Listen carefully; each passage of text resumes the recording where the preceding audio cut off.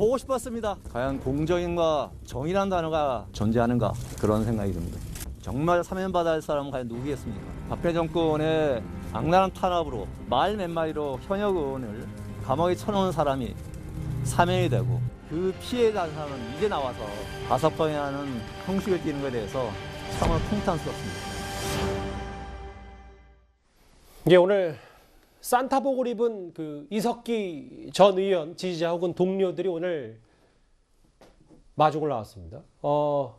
이현정 의원님. 네. 근데 이석기 전 의원 관련해서 어제 오늘 좀 논란거리가 있었던 게 물론 결론은 전자발찌, 전자부착을 차고 나왔지만 실제로 본인이 전자발찌 안 찬다고 해서 여러 좀 실랑이가 있었던 모양입니다. 네. 아마 이제 너무 오래된 사건이라 이제 잊혔을 것 같은데, 이 통진당 이 사건 같은 경우는 이제 당시 알로라는 혁명 조직이라는 조직을 구성을 해서 예. 당시에 이제 한 그 수도원에서 했던 회의록이 공개가 됐지 않습니까? 뭐 국가 중요 시설들을 일단 파괴를 하고, 또 이제 뭐 반미 운동들을 한다. 그다음에 이제 혁명적인 어떤 상황들이 올 경우에 이 협조한다. 뭐 등등 여러 가지 내용들이 다 공개가 됐고, 예. 당시에 이제 헌법재판소에서 정당 해산 심판이 열려서 정당 해산이 됐고요. 또 이석기 의원은 구속이 됐습니다. 뭐 아시겠지만 바로 이게 박근혜 정부에서 이루어진 일이거든요. 당시 황교안 법무부 장관 때 이제 이루어진 일인데 공교롭게도 오늘 박근혜 전 대통령이 이제 사면 복권이 됐고 바로 이석기 전 의원 같은 경우는 오늘 이제 가석방으로 오늘 풀려났습니다. 예. 근데 이게 가석방 같은 건 제가 아까 말씀드렸지만 보통 이게 이제 형기 한 70% 인당 살고 이렇게 하게 될 경우에 이제 가석방 조건이 되고 가석방 조건이 된다고 다 되는 게 아닙니다. 그 중에서 한 4분의 1 정도만 되는데 문제는 이 가석방이 될 때 전자발찌를 차야 되거든요. 근데 제가 알기로 아마 오늘 아침까지도 본인이 거부한 걸로 알고 있어요.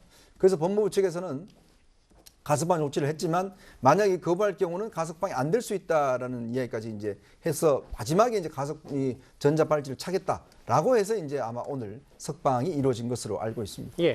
저는 이제 이 부분은 아까 박근혜 전 대통령하고 한명숙 총리의 복권하고는 다른 문제로 봐야 된다고 생각합니다. 국민 통합과는 다른 문제다. 예, 그러니까 정치인의 어떤 새로운 용서와 화합이라는 측면에서 여야를 균등하게 이야기하고 새로운 시대를 연다는 것하고 저 이석기 씨는 다른 경우입니다. 잘 아시는 것처럼 국기를 물랑케 하고 자유민주주의 헌정질서를 침해하고 훼손하는 내란 선동을 했던 그것도 조직적으로 했던 혐의로 통합진보당이라는 정당도 해산이 됐고 그 죄로 복역 중인 사람입니다.